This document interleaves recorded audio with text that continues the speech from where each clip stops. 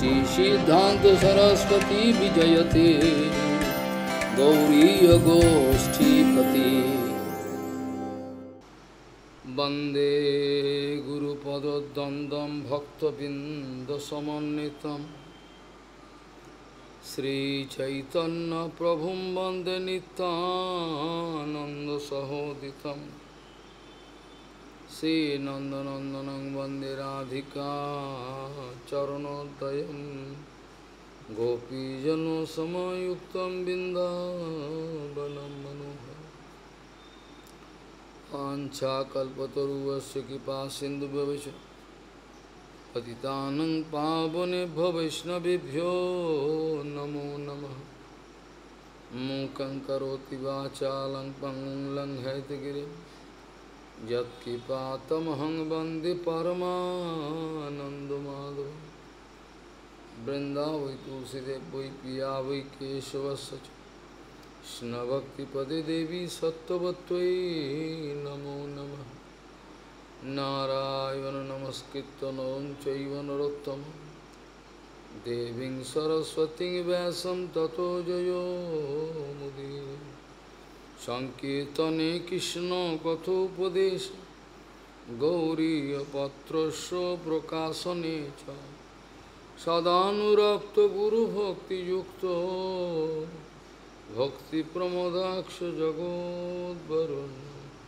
Deyam Sada Paribhavagnam Avishtadoham Tethas Padam Siva Virinchanutam Saranyam Bhetatiham Punotopal Bhavadiputam Bande Mahapurusate Charunarvindam Yat Pada Pallavalaka Chandamani Chataya Vispurajita Kimapi Gavavadu Swadavs Purnanuragara Sasagara Saramurti Saradhikamai Kada Ipam Karas Sri Krishna Chaitanya Prabhu Nityananda Sri Advaita Gadadhara Sivasadi Gaura Bhakta Binda Sri Krishna Chaitanya Prabhu Nityananda Sri Advaita Gadadhara Sivasadi Gaura Bhakta Binda Hare Krishna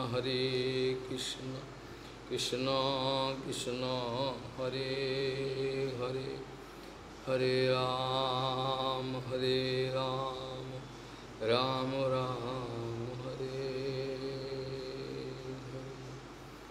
Ajanulambita bhujau kanaka bodhato Sankirtanai kapitaro kamala yataksha Vishambaro dijabaro jugadharma palo Bande jagat priyakaro Karuna Bhataro Hare Krishna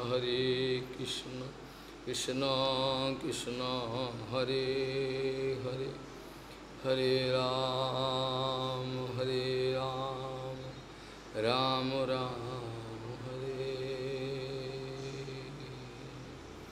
Namami Gange Tava Pad Pankajam Sura Surair Vandito Dibbarupam Bhuktin Cha Muktin Cha Tada Sinitam Bhavanurupena Sada Naranam Ganga Taranga Ramaniya Jata Kalapam Gauri Nirantara Vibhushi Tavam Bhagam Narayano Priyamanangumadapaharam Varanasi Purapati Bhajavishanatham Vāgīṣajusva vadane Lakshmi Yasya ca Bhakshasi Yasyaste hridaya sambhit Tvam Nishingamaham bhaje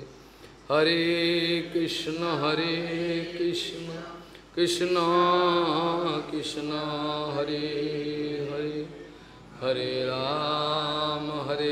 Ram Ram Ram Hare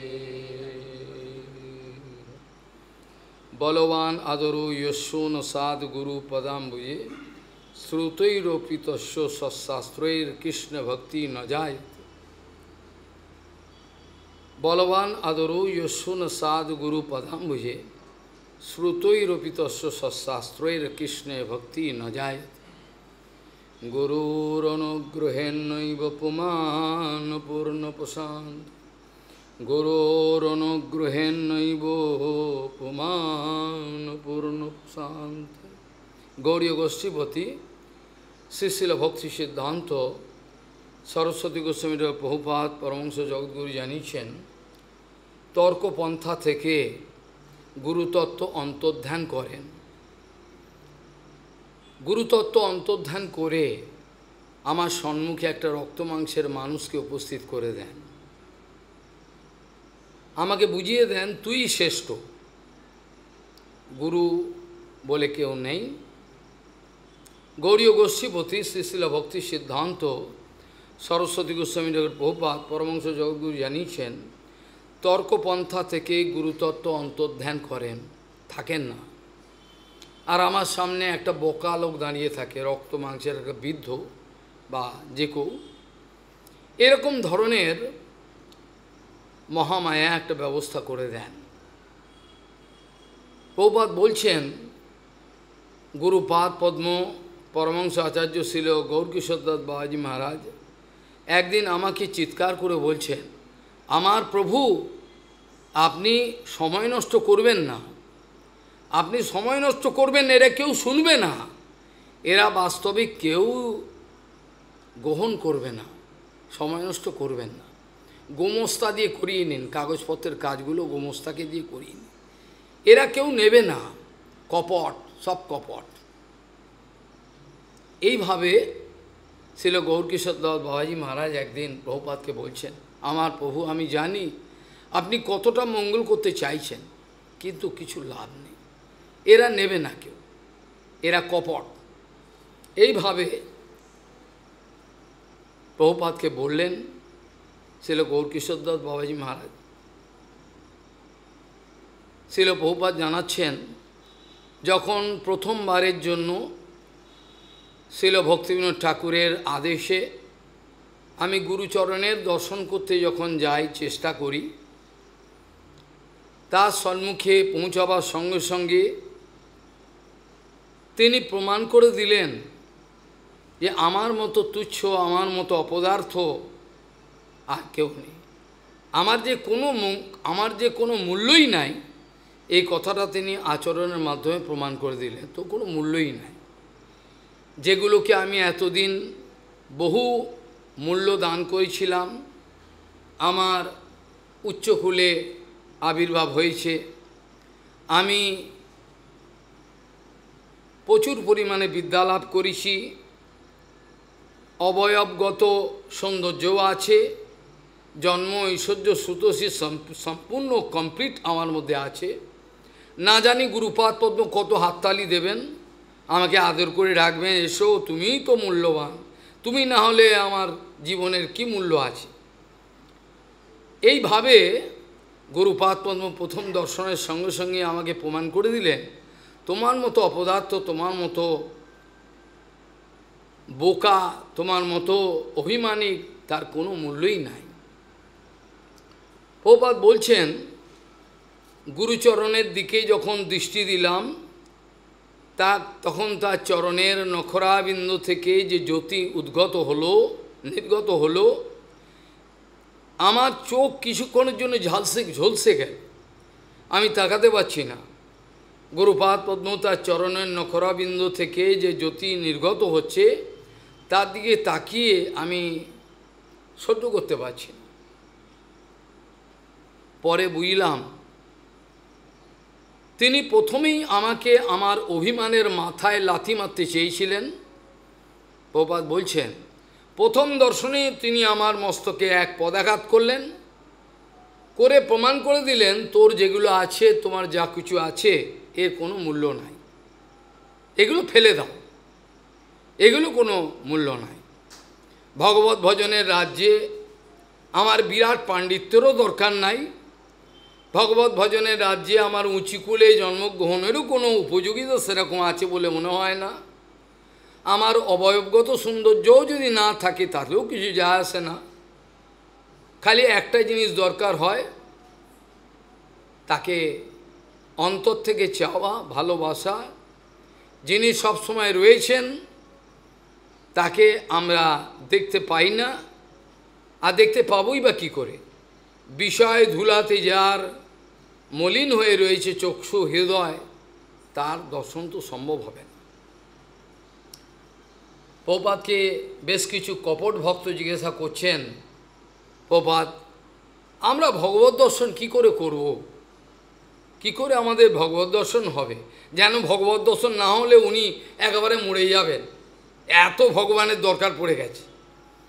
প্রপাত বলছেন, দেখুন, যেখানে গুরু বৈষ্ণবের দর্শনই হলো না, যেখানে আমি গুরু বৈষ্ণবকে দেখতে পারলাম না, আমি এতটাই অন্ধ, আমার চোখের সামনে জাজ্জল্যমান প্রমাণ রয়েছে, আমি গুরুপাদ পূর্ণকে দেখলে এটা সামান্য কি আছে এর মধ্যে, আর কি আছে?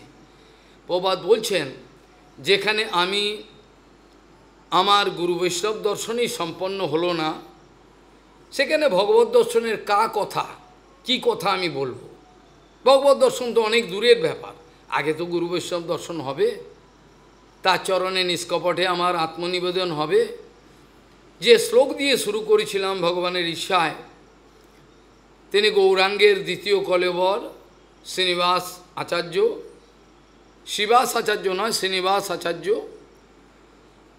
তিনি বলছেন, যতক্ষণ পর্যন্ত আমাদের গুরু বৈষ্ণবের চরণে তীব্র ভালোবাসা, সামান্য ভালোবাসা নয়, লোক দেখানো ভালোবাসা নয়, যতক্ষণ পর্যন্ত আমাদের তীব্র ভালোবাসার উদ্রেক না হয় গুরুচরণের সঙ্গে, তিনিই সর্বস্ব, ততক্ষণ পর্যন্ত কোনো লাভই নেই, সময়ের অপচয়। যতক্ষণ পর্যন্ত গুরুচরণে তীব্র ভালোবাসার উদ্রেক না হয় ততক্ষণ পর্যন্ত আমার হরিভজনের একটা যে প্রসঙ্গ রয়েছে, এটা বাস্তবিক কোনো তাৎপর্য দিতে পারবে না, এটা হয় না। নিষ্কপটভাবে গুরুচরণে শরণাপত্তি থেকে হরিভজনের সূত্রপাত হতে পারে। হরিভজনের সূত্রপাত হয় নিষ্কপটভাবে গুরুচরণে আত্মনিবেদনের মাধ্যমে। প্রপাত বলছেন, যারা আংশিক আদান প্রদানের মাধ্যমে, যারা গুরুদেবের থেকে, বৈষ্ণবের থেকে আংশিক আদান প্রদানের মাধ্যমে জয়যুক্ত হতে চাইছেন, তারা মূর্খের স্বর্গে বাস করছেন। যারা আংশিক আদান প্রদানের মাধ্যমে, আমার দীক্ষা হয়ে গেছে কত বছর, বলে 40 বছর হয়ে গেছে আমি চললাম, তারা বলছেন তাই নাকি? প্রপাত বলছেন, যারা আংশিক আদান প্রদানের মাধ্যমে যারা জয়যুক্ত হয়ে যাবেন বলে মনে করেছেন, গোঁপে তেল দিচ্ছেন, চড়া দিচ্ছেন, গোঁপে চড়া দিচ্ছেন, গোঁপে কাঁঠাল আর গাছে গোঁপে তেল আর গাছে কাঁঠাল, যেটা প্রপাত প্রায় বলতেন, এটা হয় না। আমরা গুরু বৈষ্ণবকে কখনো ধোঁকা দিতে পারি না, গুরু বৈষ্ণবকে আমরা ধোঁকা দিতে পারি না, আমরা ধোঁকা খেয়ে যাই, আমরা কখনোই তাকে ধোঁকা দিতে পারবো না, সম্ভব হয় না। আমরা গুরু বৈষ্ণবের সেবা করব, প্রভুপাদ বলছেন, আমরা মনে করি গুরু বৈষ্ণবের কাছে দীক্ষা নিলাম, তার এখানে সেবা করার অভিনয় করছি, তাকে তার কৃতকৃতার্থ করে দিলাম, তিনি তার বাবা সবাই কৃতকৃতার্থ হয়ে গেল, আমি রয়েছি, আমি সেবা করছি, তাহলে তার কৃতকৃতার্থ হলেন। কিন্তু আমরা বুঝি না, আমাদের গুরু বৈষ্ণবের সেবার মানেই হলো আমাদের নিজের মঙ্গল। আমাদের গুরু বৈষ্ণবের সেবা করবার যে বিষয়টা, এতে সম্পূর্ণ আমাদের আত্মমঙ্গলের প্রসঙ্গ লুকিয়ে রয়েছে। এখানে তাদের কিছু নাই, তারা যথালাভে সন্তুষ্ট হয়ে পড়ে রয়েছেন। পরমাংশ গুরু বৈষ্ণবের কোনো ডিস্যাটিসফ্যাকশন থাকতে পারে, এটা স্বপ্নেও ভাবা যায় না। গুরু বৈষ্ণবের অন্তঃকরণে কোনো ডিস্যাটিসফ্যাকশন আছে, অসন্তোষ বিরাজমান রয়েছে, তিনি সন্তুষ্ট নয়, এটা হয় না। একটা অনাবিল আনন্দের সাগরে তারা ভেসে রয়েছেন। তাদের মধ্যে কোনো অসন্তোষ থাকতে পারে না। প্রভুপাদের ইচ্ছে থাকলে তিনি অনায়াসে নিজে ভজন করে শরীর ছেড়ে দিতে পারতেন। ভক্তি পুরী গোস্বামী মা তিনি অনায়াসে ভজন করে তার শরীর ছেড়ে দিতে পারতেন, তাদের কিছু যায় আসতো না। কিন্তু আমাদের জন্য এই সেবার প্রকাশ করলেন, সেবা প্রকাশ করে জগতে রাখলেন, যাতে এই মূর্খ বোকাগুলো এই সেবার সুযোগ পায় আর সেবা করতে করতে অপ্রাকৃত জগতে যেন যেতে পারে, যেখানে সেবাতেই কোনো আনন্দ নাই, ইন্টারেস্ট নাই, কোনো কিছু নাই, সেখানে ভগবত ভজনের কী কথা থাকতে পারে? এগুলো তো কোনো প্রসঙ্গেই আসতে পারে না। নির্মৎসর গুরু বৈষ্ণবগণ আমাদের দেখিয়ে গেছেন কিভাবে গুরু বৈষ্ণবের গুণগান করতে হয়। তারা নিজে আচরণ করে দেখিয়ে গেছেন। এক এক বৈষ্ণবের নাম ধরে বলেছেন, এই সব বৈষ্ণব কী এনার নাম ধরে, ও যে আমার এক গুরু ভাই ছিল, তিনি বিরাট প্রকাণ্ড বিদ্বান ছিলেন।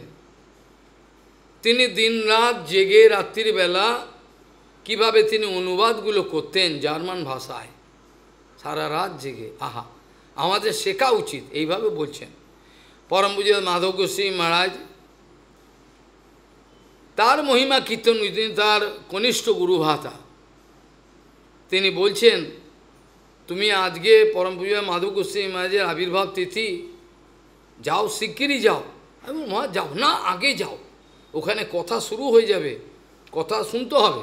আর একটা কাজ করবে, আমি শুনেছি ওনার জীবনী বেরোচ্ছে, আমার জন্য নিয়ে আসবে তুমি, আমি জীবনী পড়ব। আশ্চর্য কথা, কোথায় হিংসা, কোথায় বিদ্বেষ, উনি কি জানেন? হ্যাঁ, ওই ধাক্কা মেরে ফেলে দাও, আমার মতো পণ্ডিত কেউ আছে নাকি? আমি তো সর্বস্ব। এইরকম হিংসা, আশ্চর্য। ভাগবত ভজনের প্রথমেই তো হেরে গেলাম, নির্মৎ সারানাম সতাম, এ তো বলা আছে, তাহলে প্রথমেই তো আমি হেরে গেলাম। তা ভগবত ভজনের প্রবেশদ্বারেই তো আমি আটকা পড়ে গেলাম, তো হবে না। প্রত্যেকবারে এই ধরনের এক একটা করে আমরা প্রমাণ দেখেছি যে কীভাবে এক মহাপুরুষ শিখিয়ে গেছেন গুরু বৈষ্ণবকে কী করে সম্মান দিতে হয়, আদর করতে হয়। ভগবানের থেকে অনেক বড় গুরু বৈষ্ণবের সেবা কতটা বড়, যাদের হৃদয়ে এসছে তারা জানে, তারা ব্যস্ত হয়ে যান। গুরু বৈষ্ণব এইভাবে করতে হবে, না না না, এভাবে করতে হবে, এভাবে গুরু বৈষ্ণব সেবা করতে হবে, ওইরকমভাবে করলে হবে না ভালো করে। কারণ ভগবানের থেকে গুরু বৈষ্ণব অনেক বড়। গুরু বৈষ্ণবের স্থান এত বড় যে আমরা বলতে ভগবানের মাথায় দাঁড়িয়ে থাকেন, তারা বসে থাকেন, এতটাই তাদের ভালোবাসা ভগবানের মস্তকে তারা থাকতে পারে। আর সেই বৈষ্ণব, গুরু বৈষ্ণবকে আমরা অকথ্য অপমান করি, বিতাড়িত করি, যা খুশি আমাদের সেরকম ধরনের ব্যবহার করে যাই। কিন্তু এ বড় আশ্চর্য ব্যাপার, বৈষ্ণবের হৃদয়েতে ভগবান অবরুদ্ধ হয়ে রয়েছেন। এটা আগেও আপনারা শুনেছেন অনেকবার, ভগবান গুরু বৈষ্ণবের হৃদয়েতে আবদ্ধ হয়ে রয়েছেন, এটা আটকে রেখেছেন, ভগবানকে বেরোতে দিচ্ছেন না, বেরোতে পারবে না। এরকম ধরনের ভালোবাসা তাদের।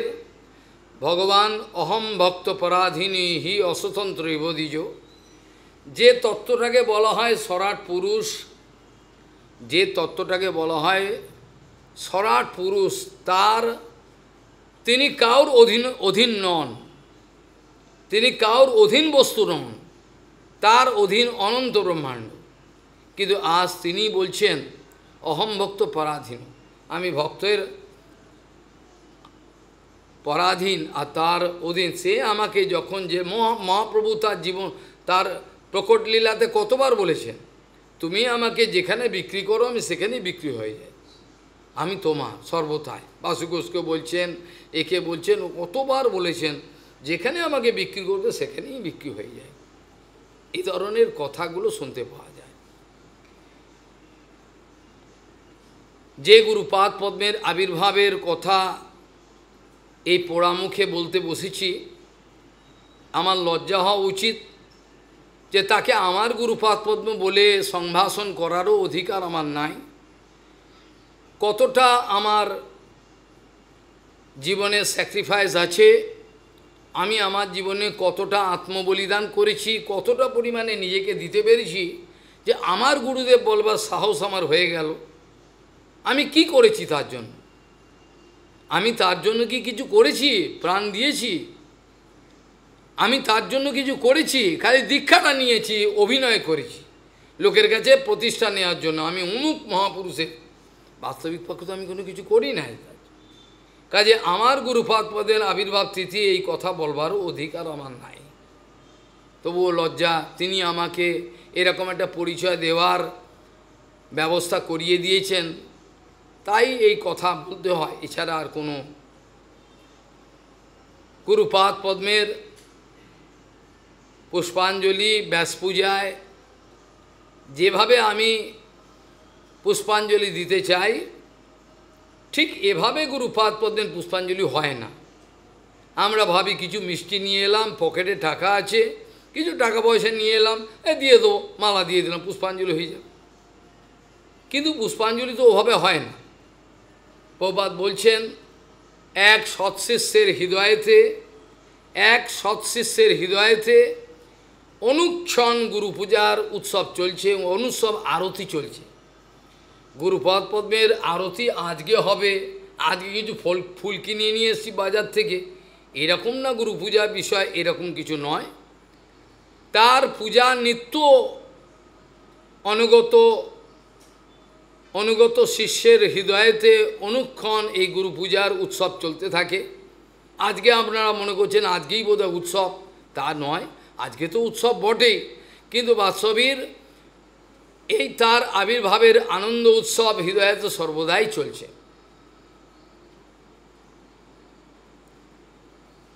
কৃষ্ণের জন্মাষ্টমী উপলক্ষে পরম পূজ্য কেশব গোস্বামী বলছেন, কৃষ্ণের যে জন্ম, আজকে জন্মাষ্টমী, কৃষ্ণের যে জন্মের যে উৎসবটা, এটা হৃদয়েতে কৃষ্ণের আবির্ভাবের অনুভব আনন্দ উৎসবটা হৃদয়ে হয়। যতক্ষণ পর্যন্ত হৃদয়ে অনুভব না হয় ততক্ষণ পর্যন্ত কিছু ফল মূল মিষ্টি এগুলো ছড়াছড়ি হয়। বাস্তবিক এ আনন্দ উৎসব হয় না। তিনি আনন্দময়, গুরু বৈষ্ণব আনন্দময়, তারাই এই ভগবানের আনন্দ উৎসব, গুরু বৈষ্ণবের আনন্দ উৎসব বুঝতে পারেন। আমি সেদিন বোধহয় আলোচনা করছিলাম, সুতস্য পুংসাম সুচির সমস্য নঞ্জ শরীর ভীত অর্থ তত্তদ গুণানুশবনম মুকুন্দ পদারবিন্দ হৃদয়েষু যেসব, যেসব মহাপুরুষগণ হৃদয়ের অন্তঃকরণে ভগবানের চরণ কমলকে আবদ্ধ করে রেখেছেন, সেই সব মহাপুরুষের যদি গুণগান করি, তাহলে জন্ম জন্ম আমার বেদ বেদান্ত উপনিষদ এইসব আলোচনা যে করে আমি যে সময় নষ্ট করেছিলাম, সাধ্যায় অধ্যায় নিরুদ্ধা অনেক কিছু করে লোককে দেখাবার জন্য, আমি কত বড় পণ্ডিত দেখুন, আমাকে ডেকে নিয়ে যান, আমি বক্তৃতা দিতে পারি, এগুলো সব বৃথা। একমাত্র ওই মহাপুরুষের চরণ কমলে বাস্তবিক পুষ্পাঞ্জলি, বাস্তবিক ভালোবাসা দিলেই আমি কিন্তু জয়যুক্ত হয়ে যাব। যেটা বেদ বেদান্ত উপনিষদ আলোচনা করেও লোকে থই পায় না, অগাধ জল, সেখানে অনায়াসেই মহাপুরুষগণের সেবা করে যে কৃষ্ণ প্রেমকে বলা হয় অনন্ত ব্রহ্মাণ্ডের শ্রেষ্ঠ সম্পত্তি, অনায়াসে পাওয়া যায়। কিন্তু সেটা দুর্ভাগ্যের বিষয়, এটা দুর্ভাগ্যের বিষয়, হয় না আমাদের জীবনে। শ্রুতি স্মৃতি পুরাণ আদি বেদ সব পড়ে আমি দিগ্গজ পণ্ডিত বানতে চাই, লোকের কাছে জাহির করতে চাই, কিন্তু বাস্তবিক আমি জানি না এভাবে কৃষ্ণকে পাওয়া যাবে না। কৃষ্ণ কাউকে এভাবে দর্শন দেন না, কৃষ্ণ কাউকে এভাবে কৃপা করতে পারেন না। কৃষ্ণ অনেক পরীক্ষা নিরীক্ষা করার পর গুরু বৈষ্ণবের মাধ্যমে এইটা দেন, অত সহজে দেন না। অনন্ত কোটি জন্ম আমাদের চলে গেছে, আর এখন প্রভুপাদের বংশে একটা পরিচয় দেওয়ার মতো একটা সুযোগ উপস্থিত হয়েছে। যদিও বাস্তবিক লজ্জা থাকলে আমার পরিচয় দেওয়া উচিত নয়, কেন তাদের কোনো সেবাই আমি করতে পারি নাই। সেবা রাজ্যটা এমনই যেখানে যে যত পরিমাণে সেবা করেছে নিষ্কপটভাবে তার সেবাবৃত্তি তত বৃদ্ধি পেয়েছে, তত আনন্দ। সেবা কথাটার মানেই হলো এই যে জীবনে যত বেশি গুরু বৈষ্ণবের সেবা করেছেন তার তত বেশি এই আনন্দময় জগতের সেবা করার ইচ্ছা বর্ধিত হয়।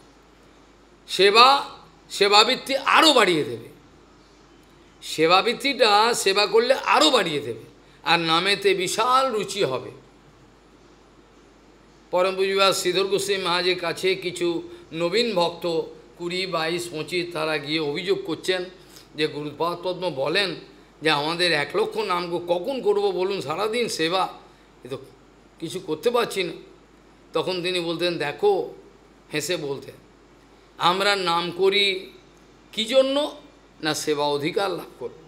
আর সেবা করি কেন, যে আমাদের প্রচুর পরিমাণে নামে আগ্রহ দেখা দেবে, প্রচুর পরিমাণে আমার নাম করার ইচ্ছা হবে, নামে এত রস আসবে, আনন্দ হবে, নাম ছাড়তে ইচ্ছে করবে না। জিহ্বার অগ্রতে চলে, কি বলছেন, নাম রূপে নাচে অনুক্ষণ, শব্দ রূপে নাচে অনুক্ষণ, এটা হবে। এটার মানেই হলো কিন্তু ঠিক ভজন করছে। ভালো করে খেয়াল করতে হবে, আমার ভজন ঠিক হচ্ছে কি না, কী করে বুঝব? আমার ভজন হচ্ছে কি না বুঝবো কী করে? যত পরিমাণে আমার গুরু বৈষ্ণবের ভালোবাসা বৃদ্ধি হবে, যত পরিমাণে আমার নামে রুচি হবে, তত পরিমাণে বুঝে রাখবে আমার সঠিক দিকে গাড়ি চলছে, সঠিক দিকে যাচ্ছে। তা যদি না হয় তাহলে ভজনের বিপর্যয় হচ্ছে, দিনে দিনে নেগেটিভ কপটতা আসছে, পেছন দিকে আমি চলে যাচ্ছি, ব্যাক গিয়ার, লাভ হবে না কেউ। পরম পূজ্যপাদ আমাদের কৃষ্ণদাস বাবাজি মহারাজ, যাকে আপনিও দেখেছেন, কৃষ্ণদাস বাবাজি মহারাজ নিরন্তর নাম কীর্তনে ডুবে থাকতেন, তার কোনো প্রসঙ্গ ছিল না। তাকে কেউ কোনো দিন বাইরের কোনো কথা বলতে দেখেননি। যদি কেউ বাইরের কোনো কথা বলতে তাহলে হরে কৃষ্ণ, কথা তো একটাই বাবা। বললে মহারাজ আমাকে এরম করে জানেন, আমি এত করি সে, বাবা কথা এত কথা কোথায় পেলে তোমরা? কথা তো একটাই, হরে কৃষ্ণ, আর তো কোনো কথা নেই, এত কথা কোত্থেকে পেলে? এই হতো কথা, নিরন্তর নামে ডুবে থাকে। আর তার কাছে যদি কোনো ছোট ছোট ভক্ত 16, 18 বছর, 20 বছর আর নাম করতে পারছি না মহারাজ, সারাদিন সেবা কী করব? তখন বাবাজি মহারাজ হেসে বলতেন, দেখো তোমরা তো হাতে সেবা করো, মুখে কি করো? মুখে ভূতের প্যাচাল পারো তোমরা, প্যাঁ প্যাঁ প্যাঁ সব বাজারের কথাগুলো বলো, কেন কেন করো? আর তোমরা তো হাতে সেবাটা করো, হাতে, মুখটা কী করো? মুখে নাম করো কলঙ্ক। তাহলে সংখ্যা নাম যদি 5000 করো, তাহলে নিরন্তর নাম করতে করতে 1 লাখ। আর যদি পারো সংখ্যা নাম গুণে করতে পারো তো আরও ভালো, গুণে করাটাই নিয়ম। সংখ্যা রেখে 1 লক্ষ নাম করার বিধান আছে। আর যদি নাই পারো তাহলে নিরন্তর নাম করতে থাকো, করতে করতে দেখবে তোমার নাম সংখ্যা মোটামুটি হবে। এইভাবে বলতেন, করার কিছু নেই। এই পরমবীর শ্রীধর গোস্বামী মহারাজ, শ্রীল ভক্তিবিনোদ, এদের শেষ অন্তিম সময়তে দেখা গেছে কিরম নিরন্তর কীর্তন করছেন শ্রীধর গোস্বামী মহারাজ, নিতাই গৌর হরি বল, নিতাই গৌর হরি, যেন মায়াতে ডুবে যাচ্ছেন। হ্যাঁ মাজা নিতাই গৌর হরি সবসময় বলছে।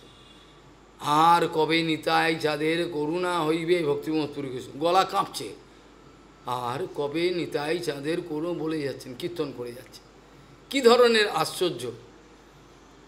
নিরন্তর তিনি সেবার যে আদর্শটা দেখিয়ে গেছেন, তিনি তো এই গুরুভাইকে প্রশংসা করছেন, তার প্রশংসাটা কে করে? এটা তো চোখের সামনে দেখা। তিনি নিরন্তর রাত্রি জেগে রয়েছেন।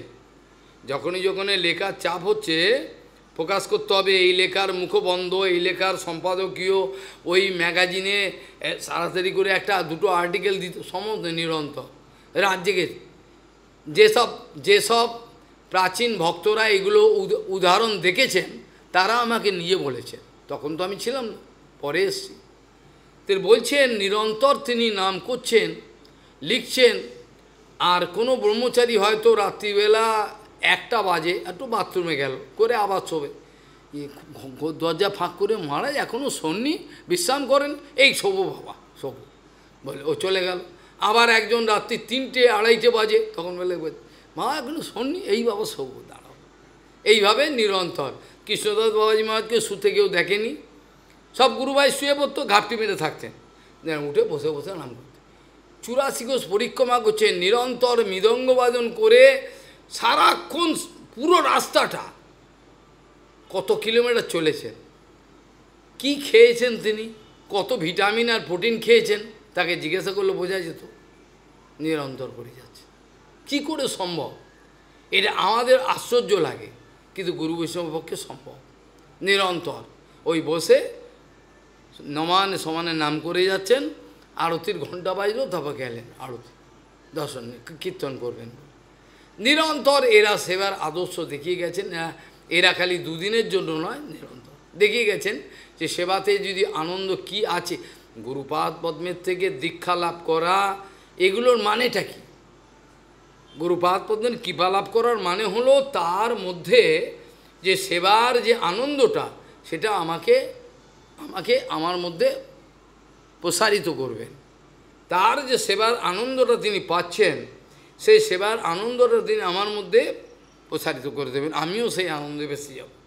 এটাকে বলে গুরু পরম্পরা, ভাগবত পরম্পরা। এভাবে হয়, খালি মন্ত্রের ফু নিলে মন্ত্রের দীক্ষা হয় না।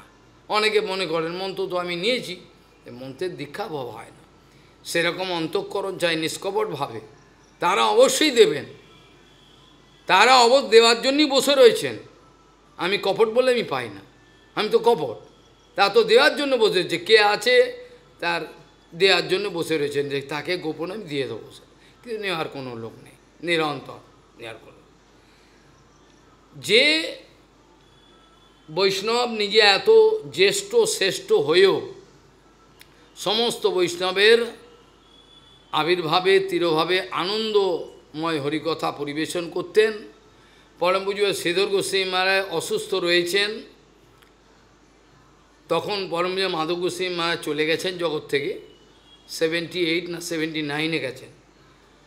তিনি কোনো প্রচার কার্য থেকে, তীর্থ গোস্বামী মহারাজ আদি সব প্রচার কার্য থেকে গিয়ে নবদ্বীপ স্টেশনে নেমেছেন, একটা গাড়ি করে এবার নবদ্বীপে যাবেন, মায়াপুরে চলে যাবেন। তিনি গৌরাঙ্গ সেতুর কাছে এসে বলছেন যে গাড়িটা একটু থামাও। গাড়ি থামাও, এখানে তো আমাদের আসে না, যাও, আমার মন কাঁদছে, আমার গুরু ভাই পরম শ্রীধর গোস্বামী চলে যাবেন, আমাকে নামিয়ে দাও। তিনি নিয়ে পড়লেন চোখের জল নিয়ে, সেখানে গেলেন, সত্যিই দেখলেন মহারাজ অসুস্থ, গেটে দাঁড়িয়ে কাঁদতে আরম্ভ, গেটে বসলেন। অথচ কিন্তু পরম শ্রীধর গোস্বামী পরে এসছেন, গুরুপাদ তো অনেক পরে, কিন্তু হলে কী হবে, মহাপুরুষরা আগে পরে বিচার করতে নাই, তারা তো ভগবানের নিজজন, প্রভুপাদের নিজজন, কখন কে কার দরকার এসছেন, ওভাবে তো বিচারটা হয় না।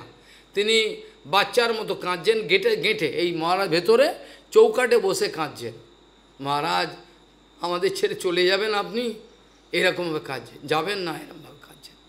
এই থেকে বোঝা যায় যে গুরু বৈষ্ণবের প্রতি কতটা ভালোবাসা, নিষ্কপট ভালোবাসা তাদের ছিল। আমরা তো জেন্টলম্যান হয়েছি, আমরা অভিনয় করি, কেমন আছেন অমুক তমুক, কিন্তু অন্তর থেকে গুরু বৈষ্ণবের প্রতি ভালোবাসা যতক্ষণ না হয় ততক্ষণ পর্যন্ত ভজন রাজ্যের কোনো প্রসঙ্গই আসতে পারে না। সমগ্র জীবন নিষ্কিঞ্চন, কারোর থেকে কিছু যে জোর করে কিছু নেবেন এরকম কিছু, সারা জীবন। প্রপাতের সময় তো কিছু মোটেই থাকছে না, হয়ে গেল, তারপরেও সমগ্র জীবনটা নিষ্কিঞ্চন জীবন, সামান্য কিছু যা পেতেন ওইভাবে নিয়ে জীবনযাপন করতেন, আনন্দে জীবনযাপন করতেন, কিন্তু কিছুই তার ছিল না, কোনো সম্পত্তি আদি কিচ্ছু নাই, কোনো কিছুই ছিল না। তিনি পরম পূজ্যপাদ আমাদের ভক্তি হৃদয় বনদেব গোস্বামী মহারাজ, তিনি বললেন, মহারাজ আপনি এত পুরানো, সব গুরু ভাইরা মঠ, আপনি একটা মঠের একটা করলে আরও ভালো, কেন সিংহ এক একটা আলাদা গুফাতে থাকে, 2-4টে সিংহ এক জায়গায় থাকে না, নিয়ম 2-4 সিংহ সবসময় একা থাকে। ঠিক সেরকম আমাদের প্রভুপাদের যারা গণ, তারা প্রত্যেকে আলাদা আলাদাভাবে এমনভাবে তাদের প্রচার কার্য করেছেন যাতে ব্যাপক প্রচার। এটাকে অবশ্য অনেকে ঘৃণ্যভাবে বিকৃতভাবে পরিবেশন করেছেন, এদের নিজেদের মধ্যে মিল, এরকম কথা নয়। ভক্তি হৃদয় বনুদেব গোস্বামী মহারাজ, পরমপূজ্য মাধব গোস্বামী মহারাজ যখন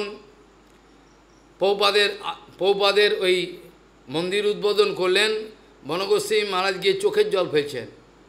আমাদের গুরু ভাইদের মধ্যে পরমপূজ্য মাধব গোস্বামী মহারাজ ছিলেন।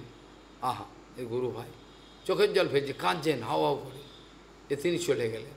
এই মন্দিরটা তিনি দেখে যেতে পারেন, তিনি শুরু করেছিলেন, কিন্তু মন্দিরটা উদ্বোধন করেছে গুরুপাদ পদ্ম মহারাজ সব যারা ছিলেন তারা করেছেন। বাকি গোস্বামী মা তো অনেক আগে চলে গেছেন, গোস্বামী মা অনেক আগে চলে গেছেন, প্রচুর।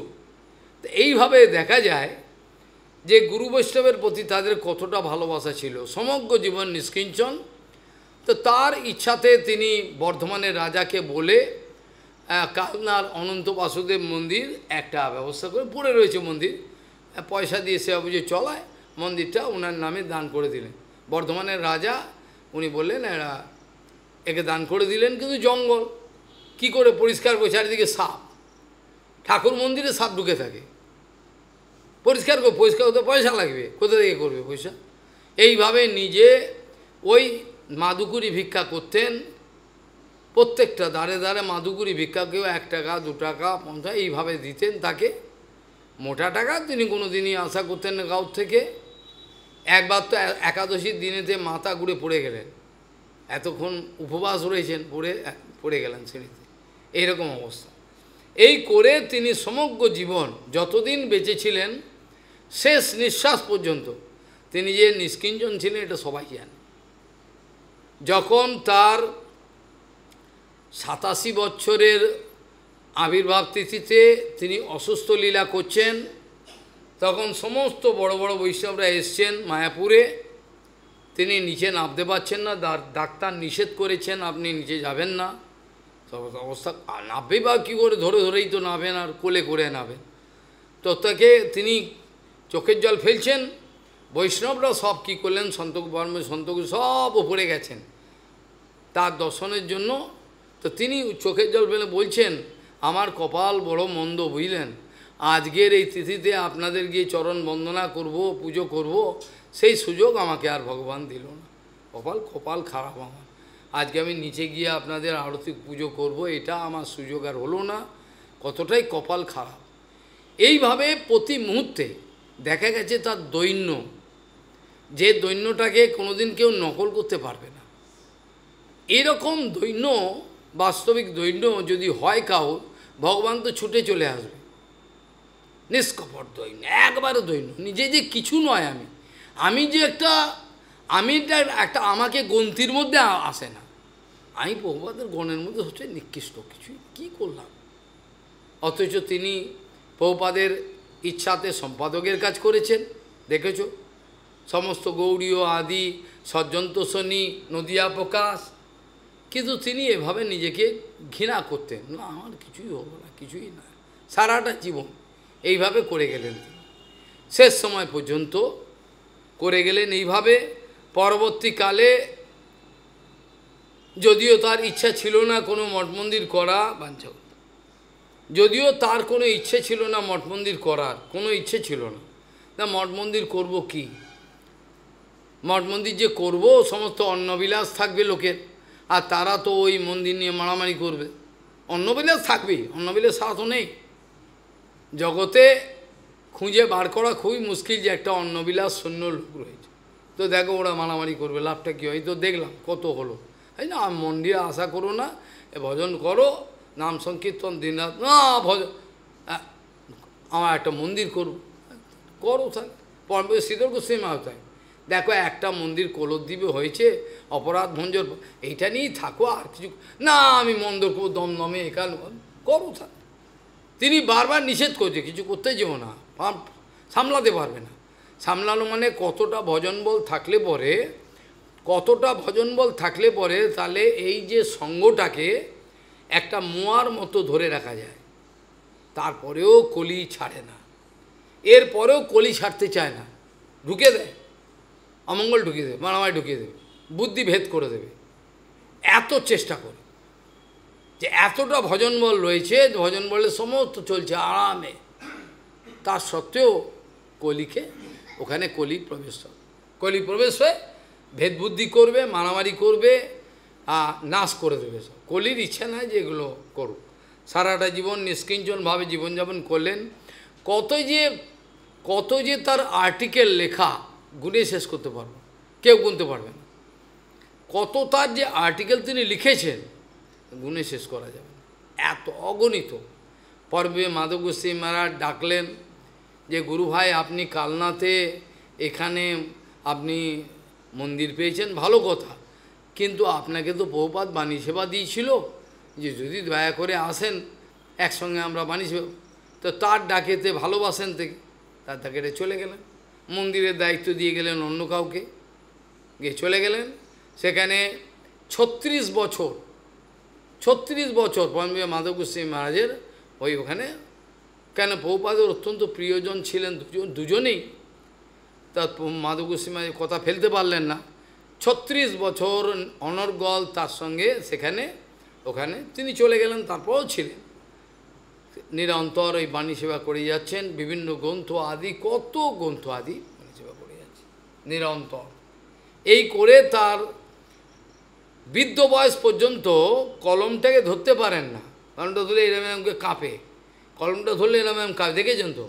আমার কাছে কাঁপা লেখার একটা চিঠি আছে, আমি পড়ে অতটা বুঝতে পারি না, কাঁপা লেখার খালি গুরু গৌরাঙ্গ জয়তরের বুঝতে পারি, বাকি কী লিখেছেন কাঁপা লেখ। সো ওই সময় পর্যন্ত ওদের মহারাজ এখন লিখছেন, এখন ছেড়ে দিন। না বাবা, প্রভুপাদ আমাকে এই কলম দিয়ে গেছেন, শেষ সময় পর্যন্ত এই বাণী সেবা চলছে, আমাকে প্রভুপাদ এই সেবা দিয়ে গেছেন, এই সেবা আমি ছাড়তে পারবো না। নিরন্তর এই বাণী সেবা তিনি করে যাচ্ছেন, নিরন্তর বাণী সেবার তিনি বিশ্রাম দেননি। শেষ সময় পর্যন্ত তিনি বাণী সেবা করে গেলেন। আর আমাদের মঠ মন্দির করবার কথা তিনি ভাবেন নাই, তথাপি মঠ মন্দির হলো। আর হলো বলেই তো আর কোন দিক দিয়ে বলবো, হলো বলেই তো আমরা স্থান পেলাম, না তো তিনি লুকিয়ে থাকতেন, আমরা সুযোগ পেতাম না। এইভাবে নিরন্তর সেবার বৈশিষ্ট্য। শেষ সময়ে যখন মঠ মন্দিরের মোটামুটি একটা পরিস্থিতি হলো গ্রন্থ আদির, তখন কেন মধ্যিখানে তো কিছুই ছিল না, কিছুই নেই, কিভাবে হবে কোনো ঠিক নেই। পরে যখন হলো গ্রন্থ আদি কীভাবে সম্পাদনা করতে হয়, প্রুফ দেখতে হয়, বৃদ্ধ বয়সে আমাকে শেখালেন এইভাবে নিয়ে। রাত্রির বেলা 10টা 11টার সময় দেখাচ্ছে এইভাবে করতে হয়, এইভাবে করলে নিরন্তর এইভাবে সেবাগুলো শেখালেন। কিন্তু তাদের তো শক্তি সঞ্চার করেন, তো কতদিন দেখিয়েছিলেন কীভাবে, তার চেয়ে বড়ো কথা হলো ওরা শক্তি সঞ্চার করতে পারে। ওরা যখন কোনো বৈষ্ণব কাউকে সেবা দেয় তখন নিরন্তর শক্তি সঞ্চার করে দেয়। এই শক্তি সঞ্চার করবার জন্যই অযোগ্য ব্যক্তির মধ্যেও শরণাগতি থাকলে তার মধ্যে সে ক্ষমতাটা চলে আসে, নিরন্তর চলে আসে। পরমবিহারী মাধব গোস্বামী মহারাজের সঙ্গে রথযাত্রার উপলক্ষে ওখানে থাকতেন। জগন্নাথের রথে পাণ্ডারা তাকে সুযোগ করে দিতেন। পরমবিহারী মাধব গোস্বামী মহারাজকে ভালোবাসতেন, সবাই চিনতেন। আর ভক্তিমত রথে, জগন্নাথের রথে উঠতেন, অঠে সে মালা দিতেন, সমস্ত কিছু নিরন্তর এইভাবে। তার জীবনের কথা বলতে গেলে আমি একটা সাগরের তীরে দাঁড়িয়ে রয়েছি, আমি একটা অফুরন্ত একটা সাগর, তার তীরে দাঁড়িয়ে, যেটা কৃষ্ণদাস কবিরাজ গোস্বামীপাদ বলেছেন যে অথই সাগরের তীরে আমি দাঁড়িয়ে রয়েছি, আর আমি সেখান থেকে সামান্য একটা বিন্দু আমি সংগ্রহ করার চেষ্টা করছি, এরকম ধরনের বিষয় নিরন্তর তিনি। এই মহাপুরুষের অনেক ঘটনা এমন এমন আছে যেগুলো ভাবা যাবে না, মানে তার মধ্যে সরলতা শুধু নয়, বৈষ্ণবের যতগুলো গুণ ছিল সমস্ত গুণগুলো পরিপূর্ণ মাত্রায় তার মধ্যে দেখা গেছিল। যখন স্কুলে পড়তেন ছোটোবেলা থেকে, পয়সা তো ছিল না, বাবা অত্যন্ত গরিব ছিলেন, যজমানি করে খেতেন, বাবা চলে গেলেন, তখন তো একবারে খাওয়াই হওয়া মুশকিল, জমি জমাও কিছু নেই। শেষকালে পরীক্ষাতে যাবেন, পয়সা নেই যে ট্রেনেতে ভাড়াটা দেবেন, ট্রেনের ভাড়াটা যে দেবেন পয়সা নেই, কিন্তু পরীক্ষা দিতে যেতে হবে, অ্যাডমিট কার্ড আছে। স্টেশন মাস্টারের কাছে গিয়ে চোখের জল নিয়ে বলছেন, দেখুন আমার এই অ্যাডমিট কার্ড, আমাকে পরীক্ষা দিতে যেতে হবে, আমার কাছে কিছু নেই, আপনি যদি দয়া করে যেতে দেন। তখনকার স্টেশন মাস্টার সেরকম ছিল, লিখে দিলেন, এইভাবে যেত। আর অন্য লোক হলে কিন্তু এমনি না বলেই ট্রেনে উঠে চলে যেত। তিনি সেটাকেও অন্যায় মনে করেন, আমি ট্রেনে না বলে কেন উঠবো পয়সা না দিই, কিন্তু তো উপায় থাকে না, কোন স্টেশন মাস্টার রাজি হবে না হবে, কোনো নিরন্তর এইভাবে করেছে। এই আমাদের বারুইপুরে কোনো একটা ব্যক্তির বাড়িতে থেকে পড়াশোনাগুলো চালিয়েছেন তিনি। বঙ্গবাসী কলেজে লাস্টে হলেন, বঙ্গবাসী কলেজে লাস্টে আর পড়াশোনা বেশি, কেন বাবা চলে গেলেন, সংসার কী চালাবে, শেষকালে ভাগ্যক্রমে পোর্ট ট্রাস্টের একটা চাকরিও পেয়ে গেলেন। তখনকার দিনে পোর্ট ট্রাস্টের চাকরি মানে বিরাট ব্যাপার, পেয়ে গেলেন কোনো মতে, এই পয়সা দিয়ে কোনো মতে চলে। শিয়ালদাতে একটা রাস্তা আছে, পটলডাঙ্গা কি বলে ওটা, নামটা ভুলে গেল, সেই ওখানে একটা ভাড়া করা বাড়িতে মাকে নিয়ে থাকতে আরম্ভ করলেন। আর নিজে অফিসে যান, ডালহাউসি, তো ওদের তো ডালহাউসে জিপিওর পেছনে হচ্ছে, জেনারেল পোস্টের পেছন দিকে হচ্ছে পোর্ট ট্রাস্টের অফিস, সেইখানে চাকরি করতেন। আর প্রভুপাদের কথা অনেক আগেই শুনেছেন। পূর্বাশ্রমে যখন থাকতেন তখন ভক্তি বিবেক ভারতী মহারাজের পিসিমা, ভক্তি বিবেক ভারতী মহারাজের কে হয়, পিসিমা বোধহয় হয়, পিসিমা, তাকে সে আদর করতো ভালো। সেই মদনমোহন ওদেরই ছিল, আদি মদনমোহন যেটা এখন এতে আছে করলে, ওটা ওখানে ছিল, হ্যাঁ গয়েশপুরে, ওটা ওখানে ছিল। যে মদনমোহন গাছে রস চুরি করতে পা কেটে গেছিল, এইখানে খজির গাছের কাঁটায় পা কেটে গেছে, দাগ আছে, সে পিসিমা, ওকে পিসিমা বলতেন, তার কাছে আদর পেতেন, প্রসাদ পেতেন। আর প্রভুপাদের কথা আস্তে আস্তে শুনেছেন। ভক্তি বিবেক ভারতী মহারাজ, ভক্তি বিবেক ভারতী মহারাজ দশাশয় চেয়ারা যে ছিল, ইনি প্রথমে কিন্তু প্রভুপাদের আশ্রিত ছিলেন না, আমি আর নাম বলতে চাই না, তিনি ওনার আশ্রিত ছিলেন। পরবর্তীকালে যখন জানতে পারলেন যে ভক্তি কাকে বলে, বুঝতে পারলেন এখানে ভেজাল আছে, তখন তিনি ত্যাগ করে প্রভুপাদের চরণে আশ্রয় নিয়েছিলেন। আগে কিন্তু ওনার আশ্রয় ছিলেন, পরে তারপরে প্রভুপাদের কাছে চলে এলেন ভক্তিবিবেক ভারতী মহারাজ, তারপর প্রচার করলেন, সব কিছু করলেন। তো সেখানে ওই আদর পেয়েছেন সেখানে, এইভাবে নিরন্তর। তারপর প্রভুপাদের কথা আগেই শুনেছেন, কিন্তু প্রভুপাদের দর্শনটা করা কেন, বাচ্চা বয়সে, তার বাড়ি ছিল তো সেখানে, যেটা বাংলাদেশের বর্ডার পার হলেই তার বাড়ি, ওটা ভারতই তো ছিল, ওটাকে কি বলে, এটা পার হলে বনগাঁর বর্ডারটা পার হলে কোন জায়গায় আসে, বনগাঁর বর্ডারটা পার হলে যশোর, হ্যাঁ যশোর, ওইখানে একেবারে কাছে, মানে বর্ডার থেকে একেবারে কাছে, গঙ্গানন্দপুর গ্রাম, ছোটোবেলা থেকে ওইখানে সব তখন তো ভারতবর্ষ ছিল, তখন তো আর ভাগ ছিল না, প্রভুপাদ প্রচারে যেতেন। তারপরে প্রভুপাদের কাছে জানতে পারলেন, প্রভুপাদের চরণে দর্শন হলো। তারপরে পোর্ট ট্রাস্টে কাজ করতে করতে প্রতিদিন প্রভুপাদের হরিকথা শোনবার জন্য 1 নম্বর উল্টাডিঙ্গি জংশন, তাড়াতাড়ি এসে অফিসের ব্যাগ দুধ ছাই করে ফেলে দিয়ে শিগগির ছুটতেন, তাড়াতাড়ি করে প্রভুপাদের কথা শুরু হয়ে যাবে, এইরমভাবে ছুটতেন, গিয়ে প্রভুপাদের কথা শুনতেন নিরন্তর। একবার তো একটা ক্যাঁকড়া বিছে ছিল জুতোর ভেতরে, সে কামড়েই দিল, সে কামড়াবার যন্ত্রণা নিয়ে ছুটলো, ক্যাঁকড়া বিচিকে মারেনি, আর তুই যা তোর জায়গায়, এই যন্ত্রণা করে চলতে হচ্ছে, ওই যন্ত্রণা নিয়ে গেলেন। প্রভুপাদ হরিকথা বলতে বলতে বুঝতে পারছেন এনার কিছু হয়েছে আজকে, নিরন্তর প্রভুপাদ জিজ্ঞাসা করলেন পরবর্তীকালে। তারপরে 1921 সালে কত জন্মাষ্টমী তিথিতে বোধহয় হরিনাম দীক্ষা সবই হলো।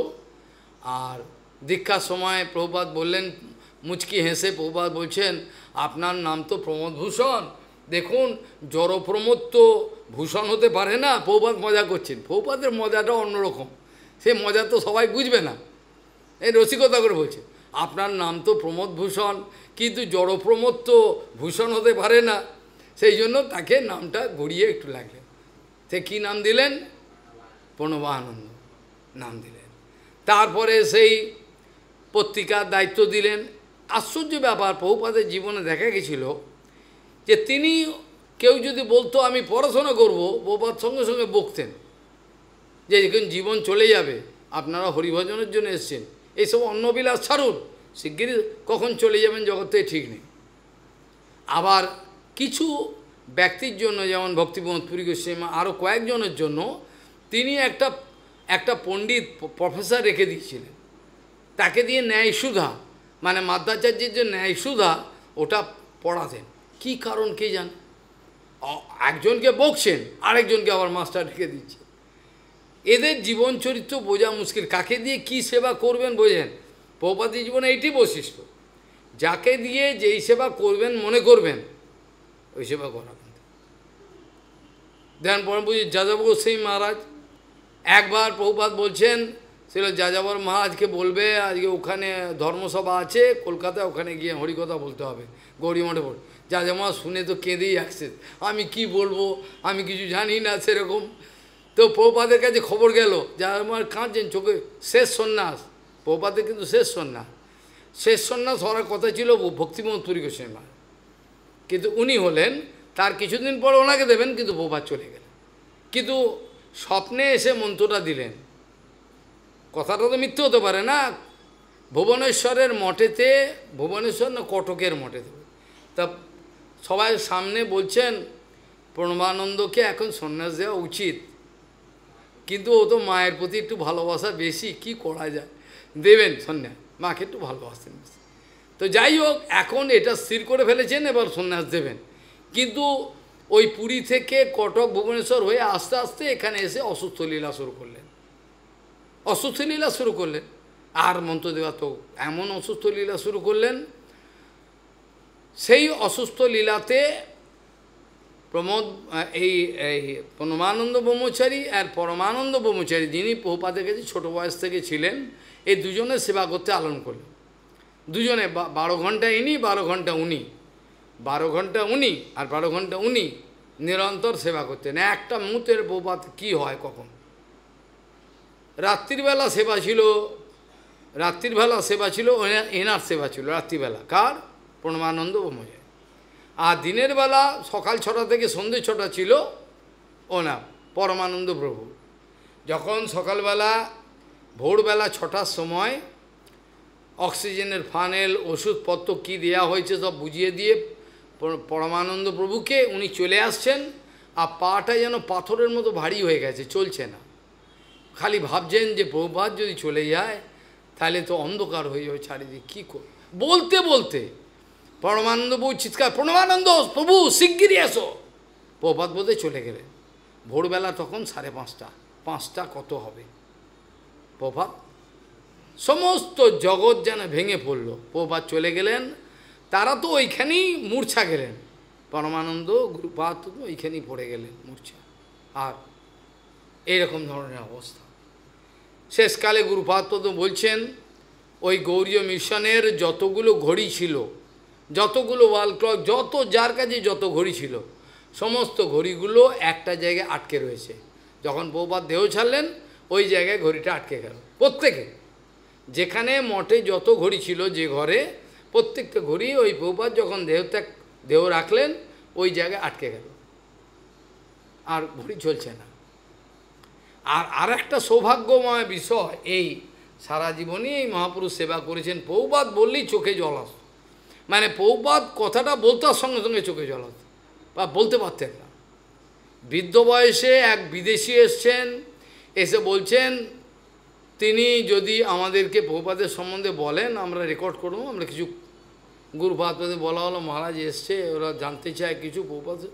বাবা সব ভুলে গেছি, কিছুই তো মনে নাই, তবে দেখি কিছু মনে হয় কি না। বলে এবার 3 ঘন্টা 2 ঘন্টা বলতে আরম্ভ বলছেন, কিছুই মনে নেই বাবা, বয়স হয়ে গেছে, দেখি এবার যে কী মনে হয় বলতে আরম্ভ করে। 2.5 ঘন্টা ধরে বলছি। এই ধরনের আসছে। প্রভুপাদের দেহ রাখার আগে ঠিক সন্ধেবেলা 5টা 5:30 হবে, পরমানন্দ কোনো কাজে একটু গেছেন বাইরে, প্রভুপাদের সেবা। আর প্রভুপাদ ইজি চেয়ারে, যেটা পরম কেশব গোস্বামী মহারাজ থাকতেন, কাপড়ের চেয়ারে, আমরা এই চেয়ারে পাটাকে ঝুলিয়ে রয়েছেন। গুরুপাদ আস্তে করে এসে ওইখানে বসেছেন, আস্তে আস্তে করে পাটাকে, নরম পা, মাখনের থেকেও নরম, পাটাকে তুলে বক্ষে স্থাপন করি আমরা ঝুলে কাঁদছেন। আর বলছেন আমাকে নিজে মুখে এই কথা অনেকবার বলেছেন।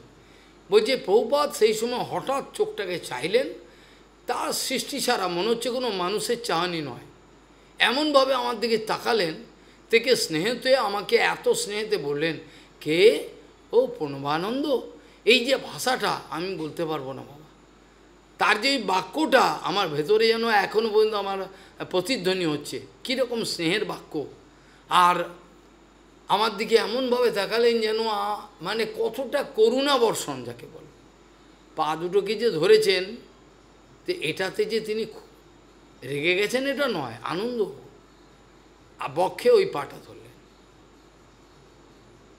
এইরকম ধরনের ভালোবাসা ছিল তার গুরুচরণের প্রতি।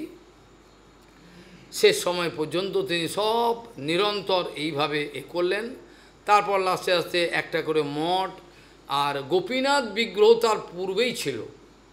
গোপীনাথ বিগ্রহ তার ওই কাকে বলে, ওর নাম কি, আমাদের নরোত্তম ঠাকুরের গুরুদেব যেমন ওই লোকনাথ গোস্বামী, ওরামই ঘটনা প্রায় বলা যায়। বিগ্রহ রাখার জায়গা নেই, কোনো একটা ভাড়া বাড়িতে এখানে ওখানে রেখে এভাবেই করতেন। কালনাতে তো উনি অনেক দিন, কেন তিনি তো মারামারি করতে পারবেন না, তিনি কোনো রাজনীতি বোঝেন না, কোনো আইন আদালত কিছু বোঝেন না, নিরীহ মানুষ, এতটাই নিরীহ মানুষ যে আপনি দেখলে আপনি বুঝতে পারেন কীরকম নিরীহ মানুষ। তো উনি কি করবেন, লাস্টে দেখলেন উপায় নেই, ভিক্ষা করে আর একটা কালনায় একটা ভাড়া করা বাড়িতে প্রথমে থাকলেন, তারপরে কালনা মন্দিরটা পেলেন পরে। ভাড়া করা বাড়িতে থাকতেন, সেখানে নিজেই ভিক্ষা করতেন, নিজেই গঙ্গার তীরে, আর একটা কুকুর নিচে থাকতো, একটা কুকুর। তো ওই কুকুরটাকে রোজই কিছু প্রসাদ দিতেন, রোজই কুকুরটাকে কিছু প্রসাদ দিতেন। কী করুন না, কে জানে, উনি জানেন। ওই সেটা হচ্ছে তোমার গৌরীদাস পণ্ডিতের পাঠেও যাওয়া যায় ওখান থেকে কাছাকাছি। তা বাড়িটা এখন আছে কি না, জলের তলায় চলে গেছে, কোনো ঠিক নেই। এইভাবে নিরন্তর ভিক্ষা করে এভাবে।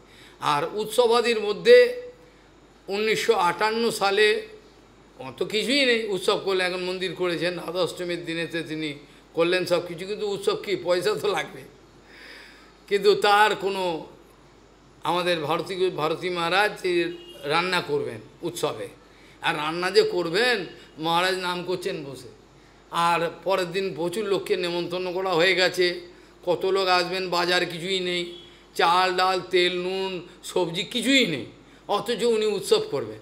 ভারতী মহারাজ গরম জল চাপিয়ে দিয়েছেন, বলে সে গরম জলটাই হোক, দেখি কখন আসে।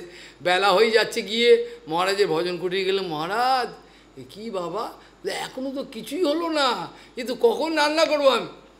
হবে হবে, সব হবে, এ হাত দেখাচ্ছেন, সব হবে। মহারাজ বলছিল অবাক, কিছুক্ষণের মধ্যে দেখি লাইন দিয়ে পিঁপড়ের লাইনের মতো আসতে হবে, কেউ চাল ডাল তেল নুন এই সবজি সব গুড় সব নিয়ে যেত, ধুমধাম করে সবজি আমার না সব হয়ে গেল। তা তখনও বলছেন, লাস্টে 7:30 8টা বেজে, মহারাজ রান্না করবো কখন, আপনার তো কিছুই নেই। সব হবে বাবা, সব হবে, দাঁড়াও, সব হবে। তো কতটা বিশ্বাস ভগবানের ওপর। শেষে যখন মন্দিরের দায়িত্ব দিয়ে উনি আমি মাধব গোস্বামী মহারাজের বাণী, ওই যাকে বলে বাণী সেবায়, ওখানে প্রভুপাদের বাণী সেবায় লাগলেন, তখন এখানে মাঝে মাঝে আসতেন, এসে তার মাখনবাবু ছিল, উনিও প্রভুপাদের আশ্রিত, পূর্বাশ্রমের সম্বন্ধে ভাই, ভক্তিবিনোদ ইনস্টিটিউটের এই যে স্কুল আছে তার হেডমাস্টার ছিল মাখনবাবু, মাখন চক্রবর্তী। তো তিনি তার কাছে দায়িত্ব দিয়ে, তুই সামলা ভাই, আমি এখন ওখানে সেবা করি। আর মাঝে মাঝে আসতেন, উনি আবার অন্য কাজে যেতেন। তো ওখানে একজন আছেন বারিনবাবু, কালনাতে। সেই বারিনবাবু কী করতেন, কলকাতাতে তার চাকরি ছিল। তো কলকাতাতে চাকরি ছিল, তিনি শনিবার চলে আসতেন কলকাতা থেকে, কেন রোজ তো তখনকার দিনে ট্রেনও এরকম ছিল। তো ওখানেই চাকরি করতেন, থাকতেন কোনো জায়গায়, আর শনিবারে শুক্রবার হয়ে গেল, শনিবার অফিস সেরে, তখনকার দিনে হাফ ছুটি ছিল, চলে আসতেন, এসে গুরু মহারাজ কলকাতা থেকে কী কী লাগবে সেগুলো সব বলতেন, সেগুলো দিতেন, দিয়ে ওগুলো নিত্য নিয়ম ছিল, কলকাতা থেকে কী কী আনতে হবে বা চিঠিটা পাঠাতে হবে মন্দিরে, সেগুলো করতেন। বারিনবাবু বলছেন, একদিন আমি সকালবেলা বিকেলবেলা আসতে পারিনি, সন্ধেবেলা রাত হয়ে গেছে, সকালবেলা গেছি মহারাজের কাছে, মহারাজের কাছে গিয়ে জিনিসপত্র দেবো। তো গিয়ে দেখি মহারাজ সমাধিতে রয়েছে। মহারাজ ডাকছি, কোনো সারাই দিচ্ছেন না, নাম করে যাচ্ছেন, কী যে রয়েছে না কিছু। এত হাঁক ডাক করলে কী হলো রে বাবা, কিছু হলো নাকি বলে গায়ে হাত দিয়ে মহারাজ সঙ্গে সঙ্গে চোখ খুলেছেন। চোখ খুলে বলে, ও বারিন তুমি? বলে আমি অনেকক্ষণ ধরে আপনাকে ডাক, কী করবো, ডুবে গেছেন ওখানে। এইবার বারিনবাবু সব বুঝিয়ে দিলেন, চিঠিপত্র যা যা ছিল দেওয়ার পরেতে বারিনবাবু যাওয়ার সময় বলছেন, একটা কথা বলবো মহারাজ, কিছু মনে করবেন না তো? কি কথা বাবা? বলছে আপনার সত্যি কথা বলতে হবে, আপনি কিছু লুকিয়ে যাবেন না। আপনাকে যখনই এরকমভাবে পাটা ধরে ডাকতে গেলাম যেন বিদ্যুতের মতো কারেন্ট চলে এলো, একটা মানে যে 440 ভোল্ট। কী ব্যাপার বলুন তো, গায়ে ঝিন করে উঠল, কী ব্যাপার, লোকাবেন না সত্যি করে। মহা মুশকিল বলল, শক্তিটা চলে গেল তোর কাছে, শক্তিটা চলে গেল ওর কাছে। ওই জন্য মহাপুরুষরা পায়ে হাত দিতে দেন না, মহাপুরুষরা পায়ে হাত দিতে দেন না, দূর থেকে বল। পায়ে হাত দিলে তাদের শক্তিটা তাকে চলেই যাবে, দেয় শক্তি, আবার দিতেও পারে কাউকে, এটা কোনো কথা না, নিরন্তর। তো মানব পরম বিজয় মাধব গোস্বামী মহারাজ চলে যাওয়ার পরেও তো তিনি সেইখানেই থাকলেন, সেখান থেকে আসেননি, বরঞ্চ সম্মান করে বলতেন পরম শ্রী চৈতন্য গৌড়ীয় মঠের আচার্য অস্মদীয়, এইভাবে বলতেন, সম্মান দিয়ে বলতেন। আর শেষ সময় পর্যন্ত, প্রায় শেষ সময়, শেষের দিকে তো এলেন, ছেড়ে দিয়ে এলেন। তারপরে আমরা স্থান পেলাম, কি করব, না এটা তো পেতাম না। সেখানে ব্রজমণ্ডল পরিক্রমা আদি যা কিছু হতো, গৌরধাম পরিক্রমা, ভক্তিবল্লভ তীর্থ গোস্বামী মহারাজের আনুগত্য যদি দেখতেন আপনি দেখেছেন নিশ্চয়ই তাকে, বামন গোস্বামী মহারাজ, এদের দুজনের যে আনুগত্য কাকে বলে, এটা না দেখলে গল্প বলে বিশ্বাস করতে পারবে না। কি আশ্চর্য আনুগত্য, কি ভালোবাসা। তিনি গুরুদেব চলে যাওয়ার পর ভক্তিবিনোদ পুরী গোস্বামী মহারাজকে গুরু মানতে, একই অভিন্ন গুরুপাত, প্রত্যেকটা ক্রিয়াকর্ম তিনি তার আনুগত্যই করতেন। আমাদের এখন ইচ্ছা মতো করব, আমাদের এখন ইচ্ছা মতো করি, কিন্তু আমরা জানি না আমাদের ওঠা বসা চলা ফেরা তাকানো চিন্তা করা, আমাদের যা কিছু ক্রিয়াকর্ম, প্রত্যেক ক্রিয়াকর্ম যদি গুরু বৈষ্ণবের আনুগত্যে না হয় তাহলে সে বেকার হয়ে যাবে। এমনকি তাকানো, আমি এখন তাকাচ্ছি ওইদিকে, ও আমার তাকানোটাও গুরু বৈষ্ণবের আনুগত্য হওয়া হতো। আমার প্রত্যেকটা ক্রিয়াকর্ম, আমার ঘুমোনো, আমার চলা, আমার ফেরা, সমস্ত কিছু, প্রত্যেকটা ক্রিয়াকর্ম যদি আমি গুরু বৈষ্ণব আনুগত্যে না করতে শিখি, তাহলে আমার সিদ্ধ হওয়ার কোনো সম্ভাবনা নাই। যে জীবনে বামন গোস্বামী মহারাজ জীবন যদি দেখতে পারতে, তাহলে দেখতে কীরকম, তাহলে বুঝতে পারতে ভক্তিবল্লভ তীর্থ গোস্বামী মহারাজ, এদের জীবন দেখলে বোঝা যায় যে আনুগত্য কাকে বলে, কীরকমভাবে তারা আনুগত্য করতে। নিজের বলে কিছু নেই, নিজের বলে কোনো কথাই নেই, অসহ্য জ্বর। আর পরম পূজ্য কেশব গোস্বামী মহারাজের জেলের মধ্যে ভেতরে, আর প্রসাদ দিতে পারছেন না, কি কেন রান্না করতে পারবেন, দীক্ষা হয়নি, হরিনাম খালি। তা প্রসাদ কোনো মতে কীভাবে যে তাখানে গেছেন, গিয়ে কাঁদছেন, বলছে কাঁদছো কেন? বলছে বৈষ্ণবদের কোনো সেবা করার তো আমার অধিকার নেই, আমার তো দীক্ষা হয়নি, আমি আপনার জন্য আমি কী আনবো। এই কান্না দেখে কেশব গোস্বামী বললে, এই এত বড় কথা, এদিকে আয়, এক্ষুনি আমি দীক্ষা দেবো তোকে। জেলের ভেতর থেকে দীক্ষা দিলেন, উনি জেলের ভেতর, ইনি বাইরে, দীক্ষা দিলেন। দীক্ষা যা যজ্ঞটা করে দেবে যাদব গোস্বামী মহারাজ। মিরাকল। এইসব মহাপুরুষের জীবন যদি চিন্তা করো অবাক হয়ে যাবে, এটা ভাবতে পারবে না কিভাবে তারা নিরন্তর ব্রজমণ্ডল পরিক্রমা, ছবিও আছে, ওই তো দেখো কেন, বৃদ্ধ বয় একবারে চলতে পারেন না, কাঁধে হাত দিয়ে দিয়ে আস্তে আস্তে যাচ্ছেন। এক এক জায়গায় তীর্থ মহারাজ নিজে পাঠ করবেন, উনি আছেন, আমরা শুনব, উনি বলতেন বৃদ্ধ বয় আস্তে আস্তে, এটা তীর্থ মহারাজ শুনতেন। কখনো অস্পর্ধা করে আমি পাঠ করব, এরকম নেই।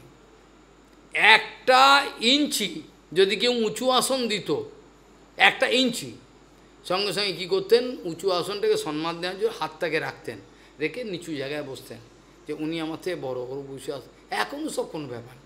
80 বছরের 90 বছরের বন গোস্বামী মহারাজের গোপানন্দ বসে রয়েছেন নিচুতে, হনুমানের মতো বসে রয়েছেন। এই কী ব্যাপার, আমি তো দেখে অবাক, এ তো মৃত্যুকালেও আমাদের হবে না। কি করে একটা মানুষ বুঝতে পারে যে তারা এত সিনিয়র, এত জ্যেষ্ঠ, তো লজ্জা করবে তো আমাদের, বসবো কী করে? হয় না। এই হচ্ছে আমাদের এখন এই ব্রজমণ্ডল পরিক্রমা, গৌরমণ্ডল, গৌরধাম পরিক্রমা, সমস্ত প্রত্যেকটা একটা একটা জায়গায় যেতেন, সব ধামের মহিমা বলতেন। বৃন্দাবনেও তাই, 84 কোষ ব্রজমণ্ডল সব কিছু জায়গায়। আর কোনো কোনো সময় এরকম ঘটনা ঘটেছিল, অধৈর্য হয়ে কিছু তথাকথিত বৈষ্ণব যে ওনার বড় দেরি হয়, আমরা তাড়াতাড়ি যেতে পারছি না, আমরা ওখানে এই কথা, তাড়াতাড়ি পরিক্রমাটা হলে ভালো হয়, আমরা যেতে রেস্ট নেব। তো তা এটা শুনে তীর্থগোস্বামী রেগে আগুন, আগুনের মতো নৃসিংহমূর্তি, যান আপনারা, যান আপনারা, আগে যান, এ খেয়ে দিয়ে বিশ্রাম করুন, যান আপনারা দর্শন করে চলে যান, আমরা তো এনার পেছনে যাব। ধামটা কে দর্শন করাবে? ধামটা দর্শন করাবে কে? আমি নিজে চোখে দেখব এই পাপ চোখে? হ্যাঁ, ধামেরও স্বরূপ স্ফুরিবে নয়নে হইবে, এই তো বল, খালি কীর্তন করলেই হয়? আমাদের কীর্তনেতে কি আছে? গৌর আমার যেসব স্থানে করল ভ্রমণ রঙ্গে, সেসব স্থান হেরব আমি প্রণয়ী ভক্ত সঙ্গে। ধাম যদি প্রণয়ী ভক্তের কাছে না থাকি, তাহলে আমার এই গদ্রুম ধামে থাকাটাও বৃথা হয়ে যাবে, আমি পারবো না। দেখাবে কি? দেখাবে তো ওরা দেখাবে, ধামের স্বরূপটা দেখাবে, নাহলে গ্রামে আছি মনে হবে। এইভাবে রাধাকুণ্ডের সামনে একটা দণ্ডবতের একটা ছবিও আছে, তাই না? তার সাথে বলে কাঁধে চোখে এইরকম দণ্ডবত, মানে কল্পনা, উঠতে পারছেন না, হাতগুলো কাঁপছে, শেষ সময় পর্যন্ত উঠতে পারছেন না, যে দণ্ডবতে পড়লে উঠতে হবে তো, কাঁপছে, চোখের জল পড়ছে। কি ভালোবাসা! আহা, এইরকম ধরনের অবস্থা না হলে গুরুদেবের প্রতি ভালোবাসা, কপট ব্যক্তির কোনোদিন সম্ভাবনা নাই। যত বাহাদুরি সব ওই এক জায়গায় শেষ হয়ে যাবে। যত বাহাদুরি দেখো, আমি এই জানি সেই জানি, সব শেষ, কিচ্ছু হবে না, লাভ হবে না। ওই জায়গাটা যদি সিদ্ধ হয়, বাকি কাজগুলো সব, কিন্তু সেটা হওয়া খুবই মুশকিল। এতটাই দৈন্য যে শেষ সময়তে যখন বৃন্দাবনে যাবেন, বৃন্দাবনে যাওয়ার 1.5 মাস আগে থেকে সব বই ফই গোছাচ্ছেন, বাবা এই বইটা নাও, ওই বইটা না, যেন বলে চিরকালে আমি আর ফিরবো না, আমি ওখানেই চলে যাব। এবার বই গোছাচ্ছেন, ওই বইটা নিয়েছো? আমি নিয়ে, না ভালো করে দেখো, ভুলে গেছো নাকি, ওই বইটা দরকার ওখানে। আপনি নিয়ে গোছালাম, নিয়ে এবার একদিন জিজ্ঞাসা করছেন, বাবা সব তো হলো, ওখানে যাবো কী করে, টিকিট কি? আরে বললে টিকিট, আমি তো ওখানে বলছে আপনাকে প্লেনে যেতে হবে, প্লেনে টিকিট করে দেবে। প্লেনে? আমার তো ব্যাগে দেখো, আমার তো কিছু টাকা পয়সা নেই, দেখো তো কত আছে, তো হবে না, প্লেনে আমি যাবো কী করে, আমার তো কোনো টাকা পয়সা নেই। এইরকম মতো আচ্ছা, সে উনি জানেন না গৌর নিত্যানন্দ ওনার সেবা করার জন্য ব্যস্ত, গুরু বৈষ্ণবের সেবা করার জন্য গৌর নিত্যানন্দ স্বয়ং ব্যস্ত। ও বলছে প্লেনে, সে তো অনেক টাকার ব্যাপার, আমি কোথা থেকে, তো ব্যাগটা দেখো তো কত আছে। এইরকম ধরনের সরলতা, মানে সরলতা কাকে বলে? এ ওনাকে না দেখলে, গিরি মহারাজ, আপনাদের মতো গিরি মহারাজ থাকতেন, গিরি মহারাজ, তারপরে ভক্তিবর্ধন সাগর মহারাজ, নয়নানন্দ বাবা, তারপরে বন বাবা, এইসব দেখে সরল, সত্যগোবিন্দ মহারাজ, ও যে বাচ্চা ছেলে কেউ হার মানায়, মানে একবারে ইনোসেন্ট, মানে এমন কি মজা লাগতো তাদের সঙ্গে থেকে, কত সরল ব্যবহার তাদের। এইসবগুলো চিন্তা করলে এখন অবাক লাগে। আজকে তাদের ওই করুণার জন্য আজকে চোখে কিছু ছিটে ফোঁটা দেখা যায়, নাহলে তো ভেসে কোথায় চলে যেতাম। এইরকম ধরনের অবস্থা। শেষ সময় চলে গেলেন, বৃন্দাবনে যাবেন। আমি তাকে ছাড়তে গেলাম ভোরবেলা 4:30টার সময়, গাড়ি ছাড়লো 4:30, 4টে, 4:30, আরতি একটুখানি দেখেই গাড়িতে। তো আমি গেলাম ছাড়তে, আমার তো কিছু নেই, ছেঁড়া কাপড় আর কি আছে কিছু। এয়ারপোর্টে গেলাম, এয়ারপোর্টে গিয়ে তাকে ভিআইপি রুমে তাকে এয়ারপোর্ট থেকে খুলে দিয়েছে, এখানে আমি আর উনি রয়েছেন, আর কেউ নেই, আমাকে শেখাচ্ছেন। দেখছো তো চারিদিকে বৈভব, দেখো এসব মায়া, এর মধ্যে বেঁচে থাকতে পারবে তো? মায়া, চারিদিকে মায়া, দেখো ফরেনার দেখাচ্ছে, এই দেখাচ্ছে, দেখো মায়াগুলো দেখে নাও, নাহলে পরে আবার কি হয় কে জানে। তারপর বলছে তুমি যাবে না? আমি তো যাব না মা, আমার তো টিকিট হয়নি। তা ওনার এমন ভাব দেখলাম, তা আমি একজন ছিল, তাকে বললাম দিন, তা যদি কোনো টিকিট থেকে থাকে, ভগবান চাইছে আমি যাই, তা ভালোই হবে।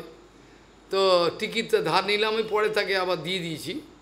সে আবার লজ্জায় নিল না, প্রথমে দিতে চাইছিল না, ভাবলে বোধহয় মেরে দেবে টাকাটা। কিন্তু পরে আমি যখন ব্যবস্থা সব দিয়ে দিলাম, তখনও লজ্জা পাচ্ছে, টাকা নেবো না। নেই নেই নেই, টাকা নেই, কোনো ব্যাপার না। তো সেইখানে গিয়ে দিল্লি এয়ারপোর্টে নেবে, তাকে নিয়ে গাড়ি করে, বাড়ি ছিল 2-3টে, অনেক লোক যাচ্ছে। তোর পুরো রাস্তার মধ্যে যখন থেকে শুরু হয়েছে শেষ পর্যন্ত কোনো এক বিন্দু জল খাচ্ছে না। রাস্তায় ওরা আনন্দ উৎসব করছে, মিষ্টি খাচ্ছে, ওই খাচ্ছে, ওই সব খাচ্ছে। তো উনি কোনো জলও নয় কিছু, আমিও খাইনি, উনি খাচ্ছেন না বলে। তো শেষ একেবারে 2টো নাগাদ পৌঁছালেন, চান করে সব কিছু করে আহ্নিক করে তারপর জল খেলেন। মানে ওনার সমগ্র জীবন দেখলে বুঝতে পারবেন, কখনো তিনি কোনো মন্দির প্রতিষ্ঠা করছেন, কখনো কোনো যজ্ঞ করছেন, কখনো কারোর অন্নপ্রসন্ন, মানে ওই নিরন্তর করে যাচ্ছে, তার কোনো খালি ছিল না, নিরন্তর একটা না একটা উৎসব করছেন। আর খাওয়া, কখনো অভিষেক করছেন জগন্নাথের, আর খাওয়া মানে ওই 3টে-4টের পর, এটা অভ্যাস হয়ে গেছিল। মানে মাসের মধ্যে 20-25 দিন নিরন্তর ওনার ওই সব চলছে সমানে। আর খাবেন না, উনি যে খেয়ে দিয়ে করবেন নাম করবেন, জলও খাবেন না। কেউ যদি বলে জগন্নাথের অভিষেকটা একটু তাড়াতাড়ি করুন, তুমি করো আমি চললাম, করবেন না, নিরন্তর এইভাবে। তো এই সব ব্যাপারগুলো দেখে অবাক লাগে, কি করে করলেন নিরন্তর সেবা। আর বিদেশে যাওয়ার কথা মধ্যিখানে উঠেছিল, তিনি বললেন এই বৃদ্ধ বয়সে আমি বিদেশে গিয়ে কী করব, বৃদ্ধ বয়স এখন নড়তে পারেন না, আমি বিদেশে যাবেন না। বিদেশে যাওয়ার জন্য অনেক অনেক ভক্ত বলেছিলেন যে তাকে বিদেশে নিয়ে যাই, খালি দেখলেই লোকের মঙ্গল হবে। আমি বললাম আমি বিদেশে গিয়ে কী করবো, শেষ সময় কোনোরকমভাবে তিনি নিরন্তর এইভাবে বাণী সেবা করে গেলেন। আর গয়েস কয়েকটা উদাহরণ আমি প্রত্যক্ষভাবে যেগুলো দেখেছি, কয়েকটা উদাহরণ, যেমন ধরুন গয়েশপুরে যখন মাঝে মাঝে উনি যেতেন, মাঝে মাঝে যেতেন কোনো সেবার ফাঁক পেলে, কি গয়েশপুরে গেলে মদনমোহনের সেবাটা নিজে করতেন। ওখানে কিন্তু লোক ছিল করা, তখন বলতে না আমি এসছি আমি করব, কেন পূর্বাশ্রমের সম্বন্ধ, ওই মদনমোহনের সঙ্গে উনি যখন জন্মেছেন তখন থেকে সম্বন্ধ তো করতেন।